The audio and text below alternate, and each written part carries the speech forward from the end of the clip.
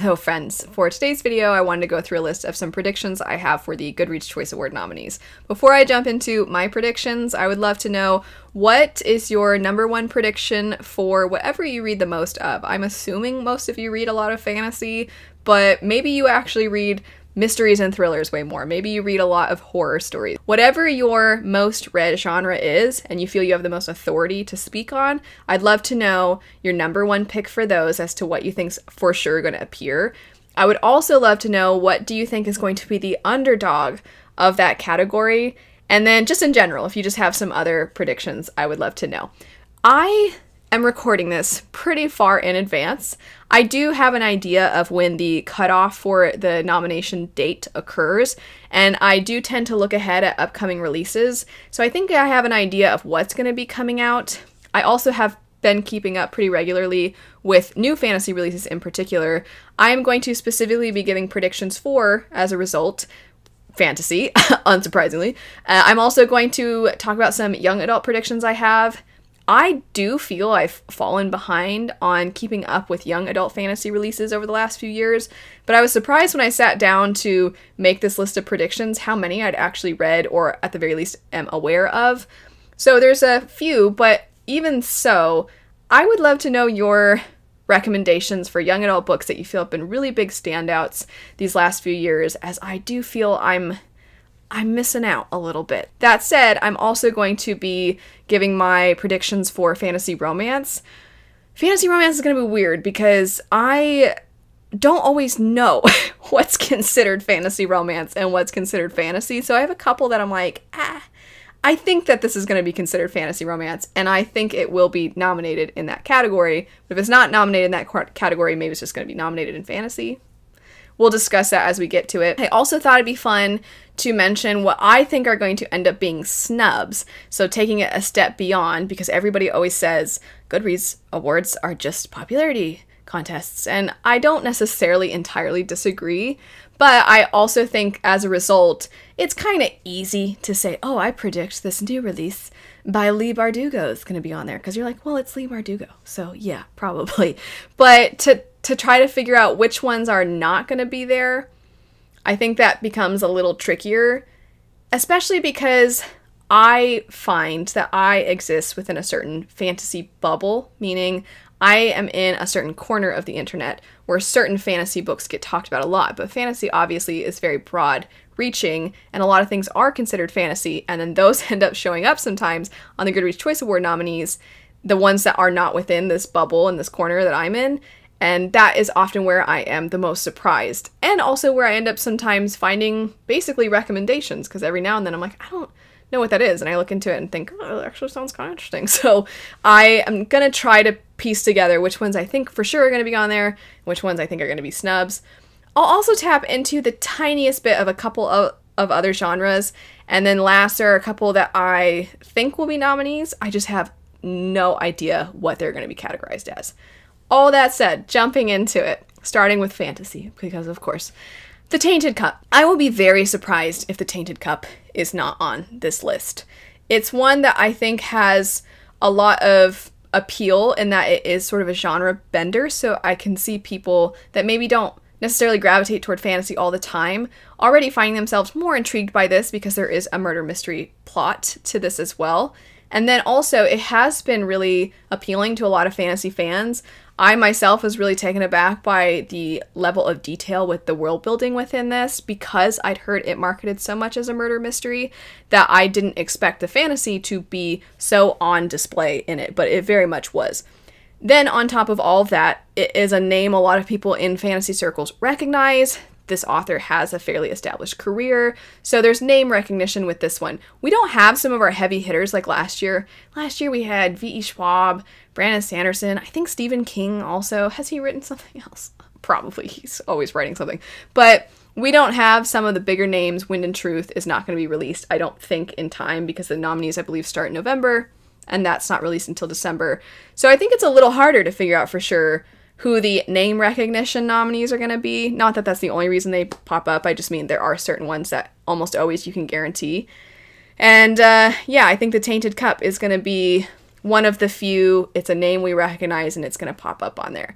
I also have The Bright Sword because even though this is my first Lev Grossman book, I'm very aware that this is a very well-known author. There's been adaptations made of his works. And I think there are people that, once again, if we're talking about these being popularity, this isn't just popular within fantasy circles. This is reaching outside of even just people that are voracious readers, because there are individuals who, for whatever reason, maybe reading is just not as much of a hobby for them. Maybe they'd like to get to it here and there. Maybe they're really busy. Maybe they don't really have the time. But regardless, this is an author who I think reaches past the, oh my gosh, I love to read, I'm a bookworm, and we make being a bookworm part of our personality. I think maybe this reaches outside of those circles, and I can see The Bright Sword for sure popping up on that. Map of the Otherlands. This is a sequel, and sequels are always tricky because sometimes it feels like they're a guarantee, and in other years, you'll see the first book in a series will show up, but then not its sequels. I've complained in the past about this, is I think sequels should just have a different category, but then I'm like, ugh. But would they do a separate category for every genre but sequels? Meaning, like, there would be fantasy sequels, and then there would just be fantasy. Then there'd be young adult, and then there'd be young adult sequels. I'm like, that probably wouldn't work, so what do I know? But anyway, I just have mixed feelings about sequels, but I do think Map of the Otherlands is likely going to be on there. The Encyclopedia of Fairies was on there last year. This, I think, will be on there too. I'm Afraid You've Got Dragons. Once again, an author with an established career. I very much anticipate that this is going to be on there. Fury of the Gods. This one, I don't know, because I can't recall if Shadow of the Gods was on there but not Hunger of the Gods, or if neither of the Bloodsworn trilogy have been on there. I can't remember. I know for sure there was a year where one of the books, whether it be the first or second, I think it was the second for sure, wasn't on the list, and I know a lot of people were really frustrated about that, and they considered that a snub. But I think Fury of the Gods might be on this year's, because I know a lot of us have been highly anticipating this. There has been more time for people to get into the series now that the first and the second books are out. And as a result, I think, if I'm not mistaken, some of the ingredients that go into what gets nominated have to do with how many people have put something on their want to read shelf. So even though I think this will have come out just in time for it to qualify for the nominees, once again, that's a whole other topic we could have of something coming out and people haven't even had the time to read it, but that's a discussion for a different day, / we've kind of had that discussion in the past. But all that said, I think Fury of the Gods has a good chance of showing up. I want it to. I think that this series deserves to have some love. I know there's a lot of very valid criticisms and conversations about the Goodreads Choice Award nominees just being a means of getting people to go buy books. And I feel there are pros and cons within that. This isn't going to turn into a whole discussion about consumerism or anything. But while I don't entirely disagree, there are certain books I'm like, well, I mean, I would like it if more people checked that book out. And I think this series in the past has had the snub treatment, in my opinion, from the nominees lists, and I would like it to be on there this year. Next up, we have The Lost Story. This one does, in a lot of ways, remind me of House in the Cerulean Sea, which in the past has been a Goodreads nominee. Also, it was a Book of the Month pick, and a lot of times I find there are some Book of the Month picks that end up being on the nominees list, as this is a very accessible book box because of the fact that it provides you with a lot of different genres, meaning it's accessible for people who maybe aren't as tuned into online discourse and news and things like that that we get here on BookTube, or other, of course, like Book Talk, other forms of social media. I think that there's a good chance it'll show up. I just don't actually know if it's going to show up under fantasy. Part of me wonders if it's just going to show up under fiction, because while there are some fantasy elements, it doesn't feel as fantasy heavy. It feels more fiction-like. So I don't know. I think it'll show up, I just don't know where. And I guess that's one of those things that I'll just have to see and find out. After that, Warm Hands of Ghosts. This is by Catherine Arden. Once again, an author that has pretty good name recognition. Also, though, one that I don't know if it'll show up under fantasy. I think because her works have been considered fantasy in the past, which sometimes does inform where things go. So I was just talking about The Lost Story being fantasy. That author's previous work was fiction. I think that's another reason why in my mind I could see The Lost Story being categorized as fiction as opposed to fantasy. The Warm Hands of Ghosts, part of me is wondering, is it going to be considered historical fiction? Is it still, well, that, is there a separate, I don't know what this year, because they do sometimes change the category, so I don't know if they're going to have a category for historical fiction or if that would just fall under fiction. But I just don't really know if The Warm Hands of Ghosts will comfortably fit under fantasy or not. I would put it under fantasy, I think. It's very abstract. So I think it'll show up. Another one, though, that I just don't know exactly where. All of my snubs are ones that would go under fantasy if they were to go on anything. So I'm going to mention the snubs now, and then we'll get into the other categories. The Trials of Empire. I know that this author, this series in particular by this author, has not shown up, I don't think, for either the first or second book on the Goodreads Choice Award nominees, and unlike Fury of the Gods, I don't know that I see this one suddenly being the one that's gonna get enough hype to put it on the nominees list, unfortunately. Even though I have enjoyed the series, I just don't know that this is gonna be there. I loved Foul Days. It is, I believe, a debut, and there is a category for debut, but I don't know if this is, if it's got the hype behind it. And we all know that there are certain books that kind of get certain treatment ahead of their release that already puts the books on people's radars. I don't know that this book has had that. I think it's been a little bit underhyped. I had so much fun with it. I would love if it did. I just don't think it will, but I think it deserves it. Sunbringer. This is just purely because Godkiller wasn't on the list last year. But I don't know, I could be wrong, because I think that Godkiller had the weird, it was initially released in the UK, and that was limiting, of course. Then it did get to be sold in the US, and then now with the second book, there was still a different release date for the second book's release in the UK versus the US, but they were much closer together, and there was an understanding that it would come out in the US. It wasn't this great mystery as to whether or not it would happen. So maybe I'm wrong. Maybe it will show up this year. And then last we have the Fireborn Blade. I just don't think this one has the hype or the love behind it, even though I thought it was really good. I would love it if it was on there. I don't think it's going to be on there. So that's it for my snubs. I do have a couple that, as I said before, about certain ones, I don't know where they're going to fall. With fantasy romance, some of these could maybe go in fantasy. Some of them maybe are going to be considered fantasy romance. The first one that is the case for, and that would be The Spell Shop by Sarah Beth Durst.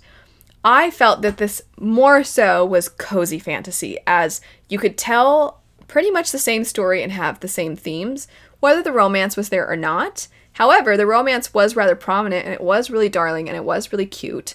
And on top of all that, it's been marketed as her, I think, romantasy debut was the wording I have seen. So I would not have thought that this was fantasy romance. I would have just said it was cozy fantasy. But because of how it's been marketed, I think it's going to fall under fantasy romance, and I think it will get a nomination. I hope it does. It was very sweet and it was very cute. I think the Hemlock Queen will show up because the Foxglove King was there last year. This is a sequel, and I think it'll be there. And also there's a fair amount of, I think there's already a fair amount of ratings for this one that have gone up. Then we have the God and the Gumiho. This is another one that I'm like, is it in fantasy or is it in fantasy romance? I wouldn't consider it fantasy romance, but that seems to be who's picking it up, are fantasy romance readers. That's pretty much the only reason I think it's going to be here instead of in fantasy. Oh, Iron Flame. Might have predicted Iron Flame and Fourth Wing might have both ended up, and it wasn't the case. It was just Fourth Wing. I don't remember. I probably should have checked the release date. I just don't really care. But I think if it wasn't released for last year's cutoff and instead was released within this year's date range, then I would say Iron Flame's going to be there, and I would say it would probably win. Anyway, next up we have When the Moon Hatched. This one has been sort of this underdog. It has emerged from an indie space. It has been picked up, and a lot of people have been falling in love with it. I didn't really care for it, but I do think that it has a lot of the ingredients that a lot of people are looking for in their fantasy romance stories. I think the world building is a little different than what you've seen in a lot of them, and that has been something a lot of people have really gravitated toward, is that they like that the romance is something that they're familiar with, that it's got a lot of the things that they've got on their trope checkboxes. And then on top of that, it's got unique world building. So I can see that being something that a lot of people would want on there, and that likely will show up. Next up, we have Five Broken Blades. I haven't read this one, and I was confused initially because this seems like it's just a fantasy book. The cover makes it seem like it's just a fantasy book. The synopsis makes it seem like it's just a fantasy book. But apparently it's not. Apparently it's fantasy romance. So I imagine this will show up in fantasy romance. It's going to be very odd if this one is secretly going under the radar as fantasy romance. It's like, I'm fantasy, and then people pick it up and they're like, no, you're not. But then I think people have had conversations about that, but how weird would it be if it was once again reinforced as like, guess what, I'm fantasy, by showing up in the fantasy category?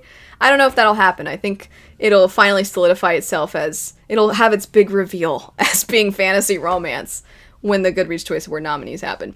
And then last, of Fate, Inked in Blood. I'm rather certain this one is comfortably fitting within fantasy romance. I think it'll be there. I think it has a popularity behind it. And also, I quite like this one. I like how Danielle Jensen writes fantasy romance, so I anticipate that this one's going to fall under this category. I actually had a few more fantasy ones, and the reason I didn't mention them before is because I forgot. But I have The Familiar. I have yet to read The Familiar at the time I'm filming this. I'm hoping to read it very soon.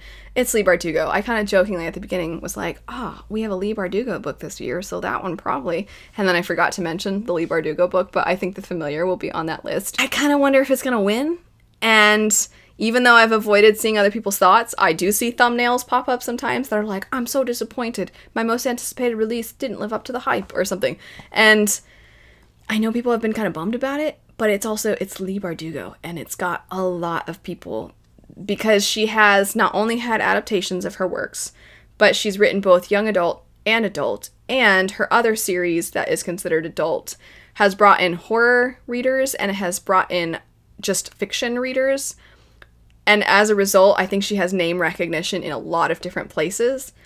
I can see this one winning, and then people having some frustrations with that. I also think there's a chance that Hera could show up. This is another one that I have not read, but Jennifer Saint's retellings pretty much always show up.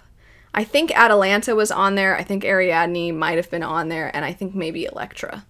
I could be mistaken, but I'm almost positive Atalanta was. And Hera, I imagine, will pop up too. But we are kind of seeing an end to the Greek Roman mythology retellings being so prominent, both in publishing and in hype. So this one, maybe I'm wrong. Maybe this one won't be there.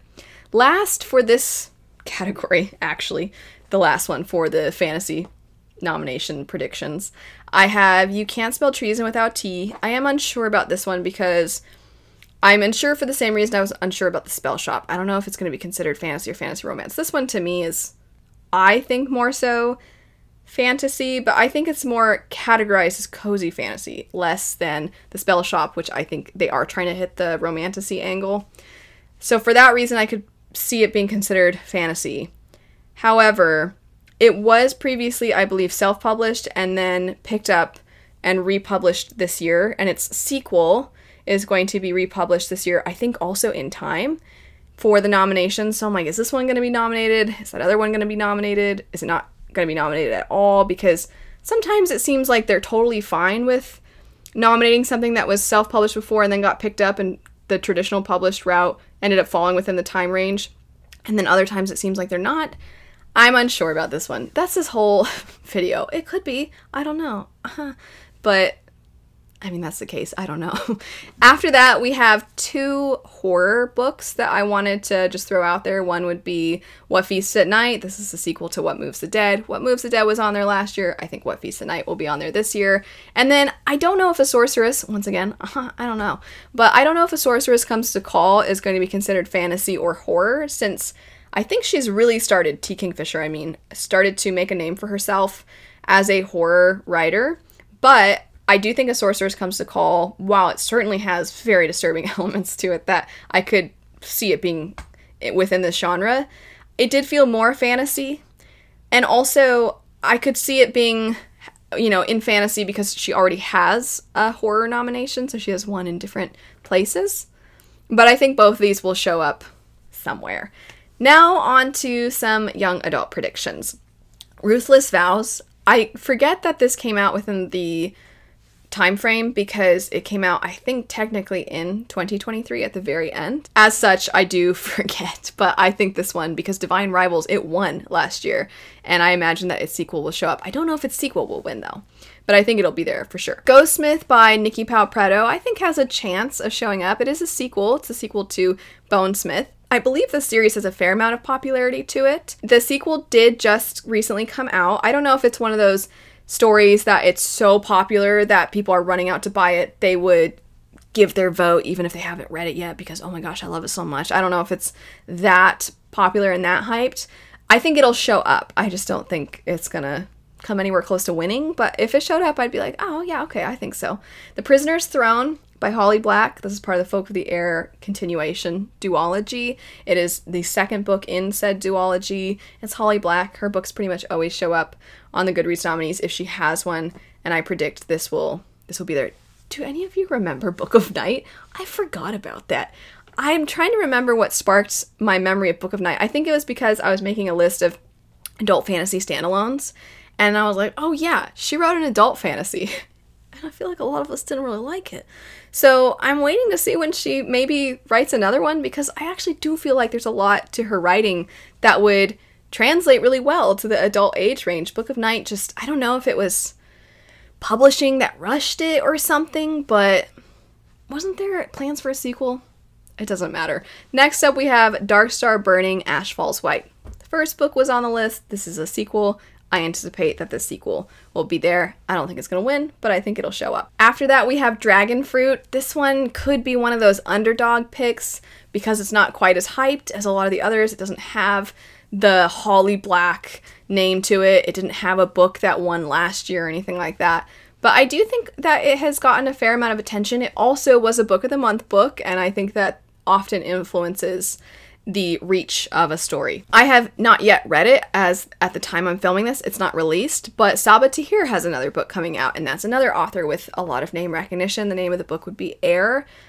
I don't know how much, this could be that I'm just outside of YA circles, so I'm out of the loop, but I don't know how much hype Sabaa Tahir has in young adult fantasy circles right now, because obviously the An Ember in the Ashes series was huge, and then she wrote, All My Rage, I think was the name of it, and that's very different from An Ember in the Ashes, if I understand correctly.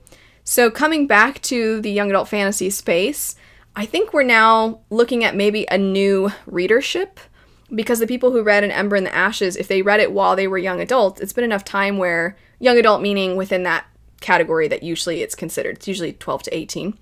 So the people that maybe read and enjoyed An Ember in the Ashes, they might have aged out of that age range. So that's why I'm wondering, it's going to be a new group of people, and is it going to have the same level of hype around it as that other series did, or is it almost going to feel like starting fresh again? We'll see. I don't know, but I think it'll show up. And then last we have Heartless Hunter. I don't really know a whole lot about this book. I just know it's been quite popular. Then from there we have a couple that I don't know at all where they would go if they were to show up on the nominees list, but I feel like there might be a chance they'd show up. One of them would be Goddess of the River. This is one that it is a retelling, but at my local bookstores, I'm now starting to see this and Kekai by the same author sold under fiction instead of under fantasy. Even though this has so many fantasy elements to it, I could see this being nominated under fiction. And then we have A Song to Drown Rivers. I've not read this, but I think if I'm remembering correctly that this in the marketing might be considered fantasy romance.